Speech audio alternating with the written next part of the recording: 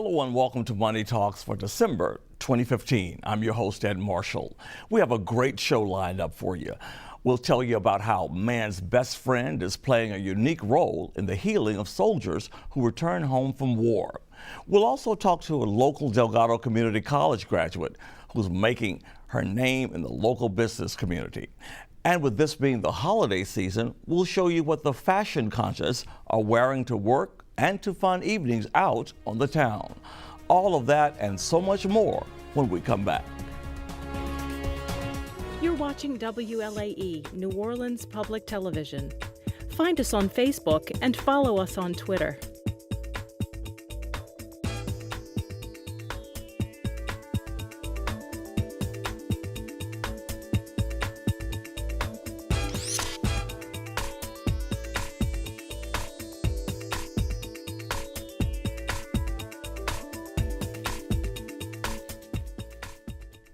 Welcome back. An alarming number of veterans of wars in Afghanistan and Iraq are returning home only to take their own lives. Experts blame post-traumatic stress disorder, or PTSD. In a special report, Money Talks correspondent Larry Lunsford takes a look at a unique program that's helping veterans suffering from PTSD successfully return to civilian life. Please watch. At its training center in Ponte Vedra, Florida, K9s for Warriors is successfully pairing rescued shelter dogs with at-risk veterans to help them transition from military combat to civilian life. According to local volunteer Homer Minshew, the facility trains about 8 teams a month. Unfortunately, I had a client whose son committed suicide, and then his mother said that, it's a common occurrence, that the VA did a study, and there's like 22 veterans a day commit suicide. And then I did my own research, and I found out over 130,000 vets have committed suicide since 2004. That's more than died in Vietnam and Korea combined, and more than died in the Iraqi and Afghanistan theaters of war. So it's an epidemic. The invisible wounds of war are said to make it difficult or impossible to relate to family, friends, neighbors, because of things most people haven't had to experience. K9s for Warriors says of its nearly 200 graduates, there has not been a single suicide attempt. Retired Sergeant Major James Kukin is just one success story. My dog Freedom is, I can't say he's a pet because it's not enough. Freedom not just changed my life, he did save my life. I was in a hard downward spiral, literally sitting in this chair, starving myself to death, and I wouldn't answer the phone, nothing. I wouldn't even turn on the TV, I'd just sit here. So I was in a very bad place, and I know his life was saved by being pulled out of that shelter. Since both of us have gone through trauma, we actually bond even closer.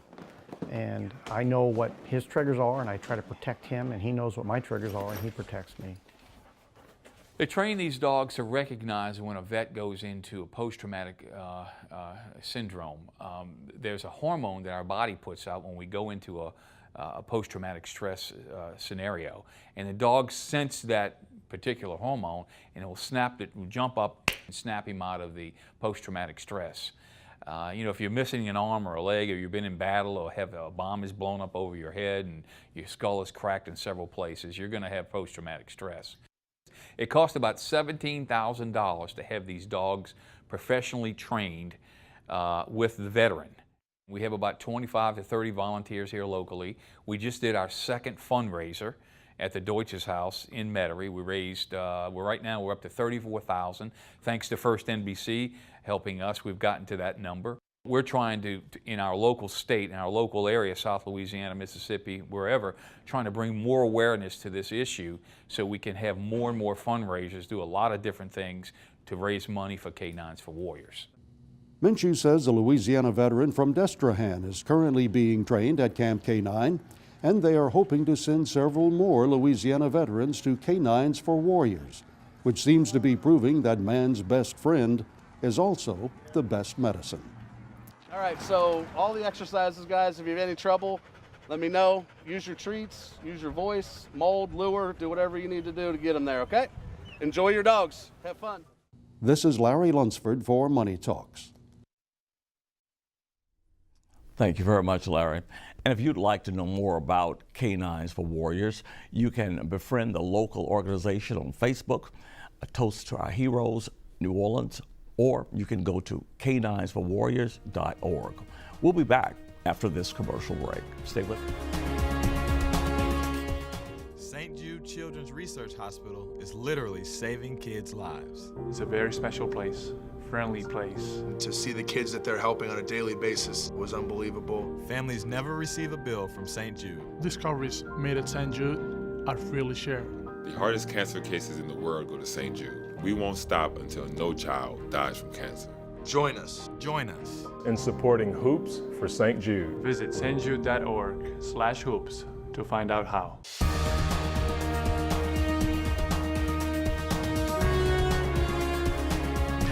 Welcome back. It's often called the best education secret in the metropolitan area, Delgado Community College. The community college has educated thousands, and many of its alumni are now being recognized for reinvesting their skills right here at home. For the next few months, you'll meet some of those graduates who have been selected to the Circles of Excellence program, where Delgado acknowledges their accomplishments. And joining me now is one of those wonderful people and a dear friend of mine, Betsy Gamble with Gamble Communications. Good to have you. Hi, Ed. Thank you for having me. I tell you, I was so excited when I heard that you were selected for the Circles of Excellence, which is the program where we recognize people who have just gone above and beyond as an alumni. And of course, this all came through, you're going through the Goldman Sachs program that we're involved with at Delgado. So tell us about that experience. That's right. The Goldman Sachs 10,000 Small Business Program teaches business owners how to really advance their business, to grow their business. And it's done in partnership with Delgado Community College as well as Babson College, which is renowned in business development. So the program is about a 3-month commitment, and it's complimentary, but it's very competitive to get in. And so you spend 3 months really working on your business. The end result is a 5-year or 10-year growth plan, which then you can apply to help you grow your own business. And Betsy, I want to say, you have a very successful business already. So why did you get involved in the program? So when I first started my business, which was in 2009, it was after a recession, after having cancer, and after Katrina. And so I wasn't so sure I was really going to be able to succeed in the business end of running a business. I always knew I could do the PR part. So I've reached out to trusted friends, trusted mentors to find the help that I needed to really get my business going. Goldman Sachs came about, and I applied, and I was in the 3rd cohort and was thrilled because it really taught me how to work on my business. So where do you go from there? Where do you go now? Well, we've been following the growth plan. The growth plan acts as a guide. It's not cast in stone. And Goldman Sachs keeps up with you every 6 months, every year. Well, that's great. And so you're accountable. So even though there's no fee associated with the program, you have to make a personal commitment.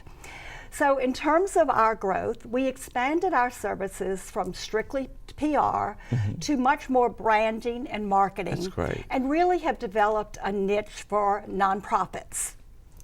Another area of growth is that we have just recently opened a North Shore location. Congratulations. And we're very excited. So that happened in the beginning of November, and it's 30 minutes door to door from my Metairie office to the North Shore. So that's been a great part of that Goldman Sachs growth plan. And then also making sure we have the right team in place. Right. The Goldman Sachs program talks about having the right people on the right seat in the bus. Right. And so we're an all-female office, which is not intentional, but it has worked a young so Oprah well. company. Right. And we're affectionately called the Gamble Girls. and I love that because it really does capture the culture of our office. That is fantastic. Would you recommend the program and Delgado to other people? The program is an amazing gift from Delgado and Goldman Sachs. And if you want to grow your business and are willing to make the commitment time and energy, it will absolutely change your life. So yes, please, if you're in small business, whether you're a new one or someone who's been around for 25 years, look into Goldman Sachs 10,000 Small Businesses. Fantastic. All the best to you. And I'd like to say to Carol Wise, who I call my second mom, and Janice Chaffin, and to me, we were the three people that developed the Circles of Excellence program. So ladies, your wonderful work still goes on. And you spoke about small businesses. Well, we're going to take a commercial break. When we come back, we're going to talk to one of our community leaders about small business loans. So stay with us. We'll be right back.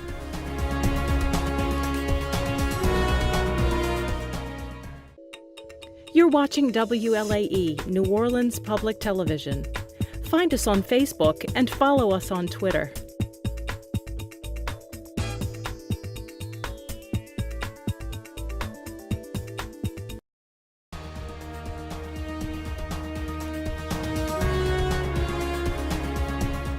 It's time now for our Ask Ashton segment, where viewers write in to ask about community-related issues to one of our top business leaders, Ashton J. Ryan Jr.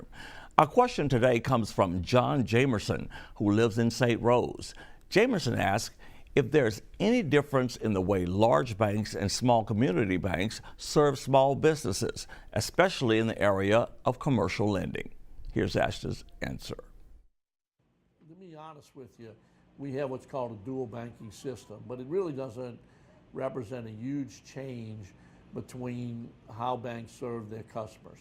National banks are national because they are licensed and chartered by the Treasury of the United States. Okay, so they have a franchise that can go everywhere. State banks at one time are chartered by the local state Office of Financial Institutions, but they're also regulated by the FDIC or the Federal Reserve, so they also are involved in federal regulation. Either case, today, with most of the barriers to moving across state lines being eliminated, a state bank can compete with a national bank and going into different markets where it feels like it has an opportunity to be successful.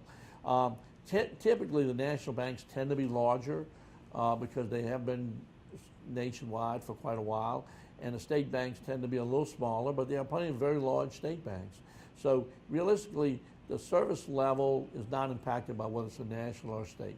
What's important is the philosophy of management and the commitment of management to their local community. And so it doesn't matter the structure you have. The old First National Bank of Commerce was a national bank. Our new entity, First NBC, is a state chartered bank.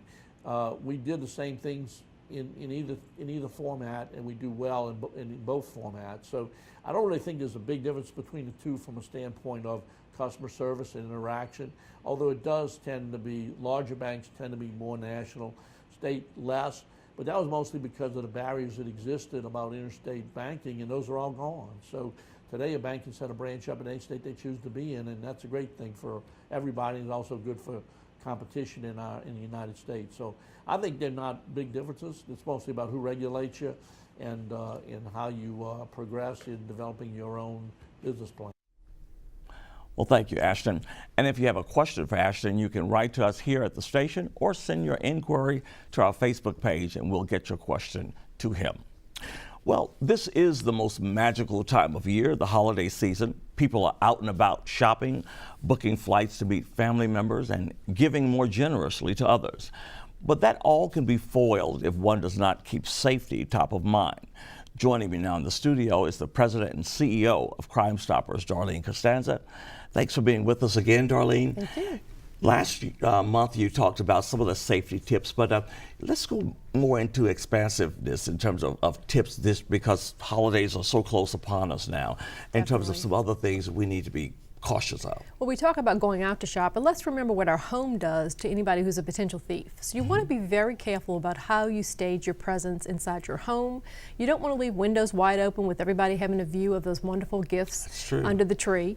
You also want to make sure that if you're going to be leaving for the holidays, have your home protected by making sure that someone's going to be checking on your house, Great to leave a car parked in the driveway. Consider making sure that all of the lights are on, on timers even inside the home. Make sure the windows are locked, set that alarm system, and don't just leave mail and newspapers pile up on the front of the house. Hopefully you have a neighbor or a friend that's willing to take that. Yeah. And after Christmas, be careful about how you dispose of those boxes. Putting them in a big garbage bag and where they're not present, that people know that you just got that flat screen TV or that hoverboard, whatever the hot topic gift is. That way you're not going to also make yourself a because possible you took target. that stuff out, people go, wow, we know what they got for Christmas. Santa Claus was pretty good. I might go window shopping there and see what I can break in. Excellent. That's excellent. And of course, a lot of people get married during the holiday season too. Is it good to have someone and that's all in the paper and everywhere. Is it good to have somebody maybe stay at the house or come back and check, that kind of thing? Sure. Visibility, having your house lived in, or even having someone there is very important. Make sure you're not advertising that you're going on these trips or the weddings, obviously on Facebook and all, because people sometimes do peruse that as a chance to break in. But definitely having your home covered in any way possible, including if you have a neighborhood civic association, letting your neighbors know that you're going to be gone so they know what to expect, who to expect coming to the house. And some neighborhoods have patrols. Let the patrol know so that they can take and just kind of visit your house a couple of extra times when they're making that pass. Excellent, excellent tips. Thank you for being with us as always. And we hope you have a great holiday. You too. All righty. Okay, we're going to turn now to another wonderful story. Well, during this special time of year, our neighbors of all ethnicities are reflecting on the good things in our community. Well, recently, the Indian Association of New Orleans joined more than 1 billion fellow Indians around the world in the celebration of Diwali, or the Festival of Lights. This year's event marked the end of the summer harvest, and it took place at the Chateau Country Club in Kenner. The observance also was a spiritual significance to it as well, to remind celebrants that good prevails over evil and to keep hope during times of tribulation. During the evening's festivities, the association honored several local business people with the Mahatma Gandhi Community Leadership Award. It was a great night. I was there. Well, when we come back, we're going to take a look at what's hot for fashions. We always do that this time of year, and you'll see how to dress for work and to make a few changes to your attire to head out to a holiday party without having to return home to change clothes. You don't want to miss this fashion segment, so come on back.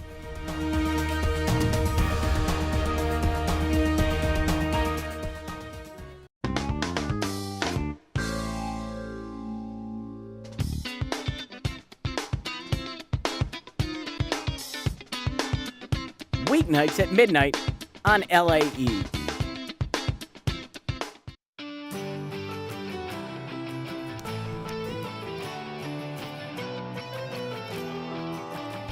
Well, welcome back. The lady with me needs no introduction.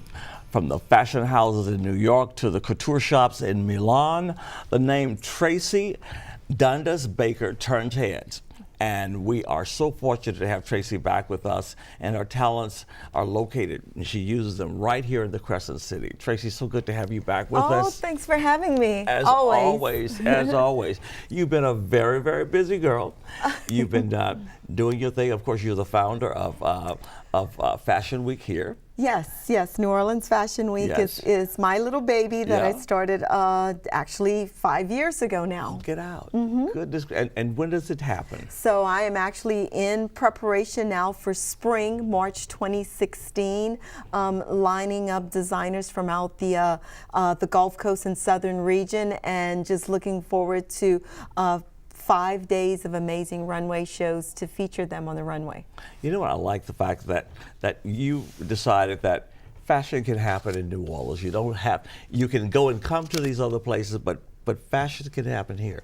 Absolutely.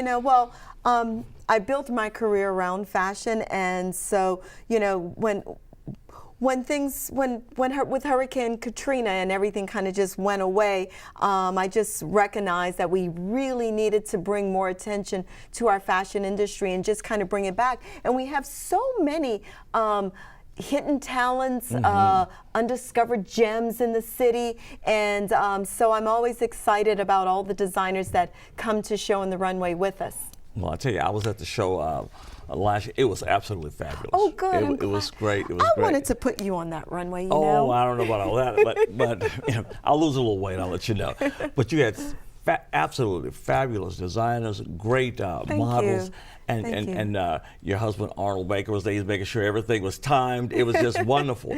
And for people who hadn't been, they really need to go because it's really, I mean, you feel like you're in New York. Well, and that's the whole idea. We're not really trying to replicate New York. We're putting our own like flavor and style to it. You know, one thing about New Orleans is that we're not cookie cutter. Right. So what I love about our city is that you can be uptown in the Marigny and you'll see just a whole different style and flavor of fashions. And speaking of, you representing some young people who now are actually modeling in New York, and I think you just signed someone recently. Oh, it's been great. You know, one of the things with the New Orleans Fashion Week is that it's really heartwarming to see how it's expanded and touched into the other worlds. So on the modeling side, we have a young lady that just signed with Next Los Angeles, and that's through an event that I do within Fashion Week called the Models Walk Off with JRP Agency. Okay, well, speaking of models,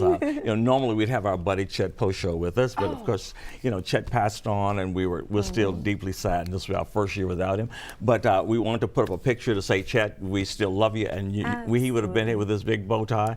But I have no doubt that every mansion in heaven is being redesigned as we speak, okay? I agree with you wholeheartedly on that. Okay, well, it's time for our special walkway. So we're going to show you some models who have some exciting things for us. First up is our own Common Sense reporter with Money Talks, Shannon Ryan, who reports for the Money Talk show.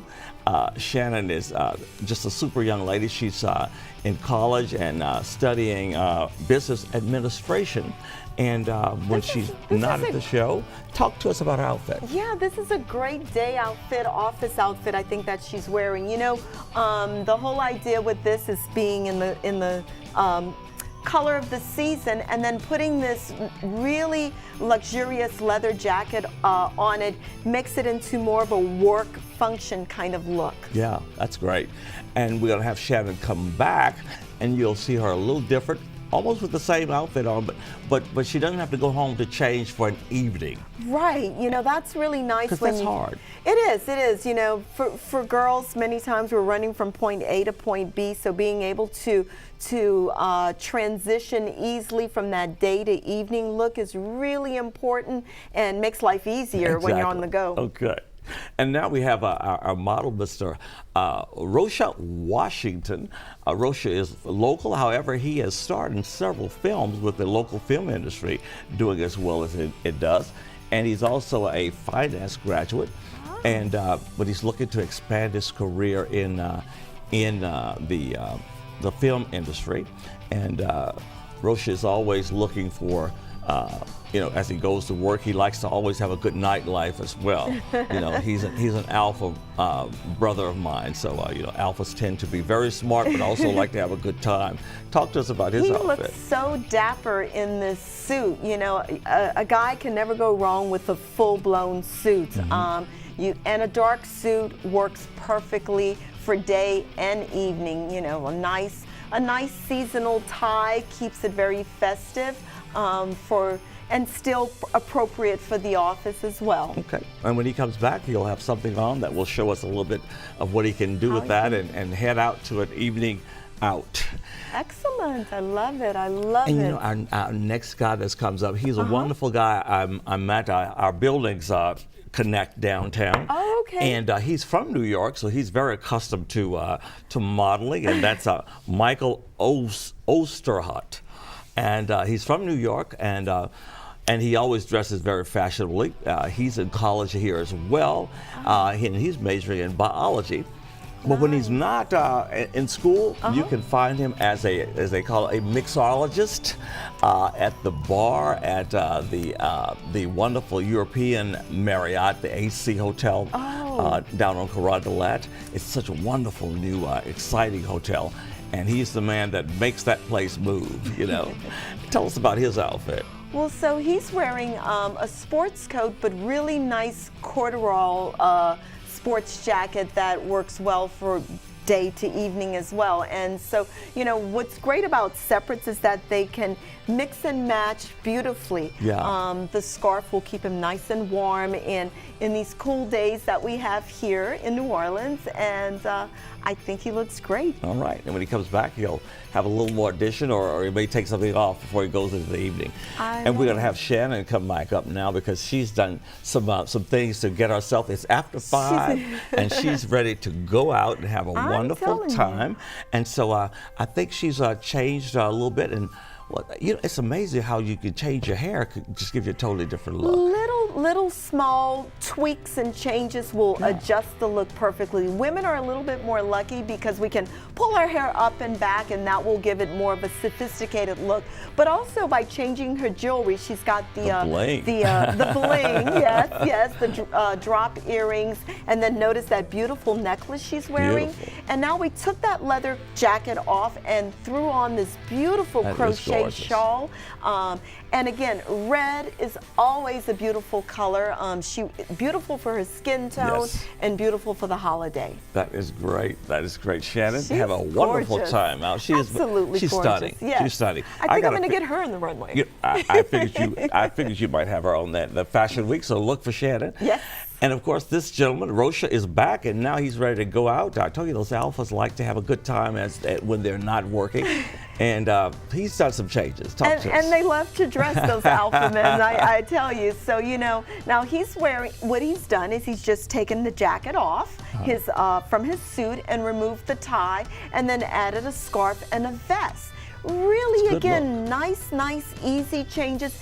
He could easily pack this in his briefcase and have it hanging in his office and make this change, before going out to the office party or whatever. Okay. So, very handsome. Very handsome. Okay, let's take a look at what Michael did now, because when he's not mixing a mixologist or on the university campus, he also likes to go out and have a good time. He seems like a party animal to me. Yeah, I think so. And I love that the cowhide piece. Oh, that's nice. Yes, and so I love this piece because he's a New Yorker. Oh yeah, you know he's a New Yorker because most guys might be a little reluctant to wear this look, but he wears it so well. The cowhide and confident. That suede vest works really well. Again, because of our climate, we don't necessarily have to have a heavy coat, but we need a little layer to keep us warm. Yeah. And I think this does it perfectly. He changed out the scarf. Exactly.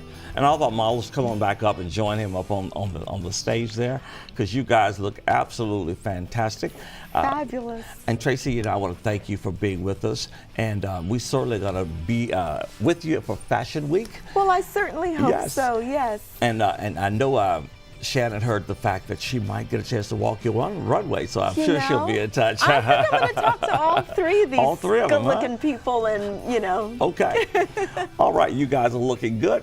We're going to come back to end the show right after this, so stay with us.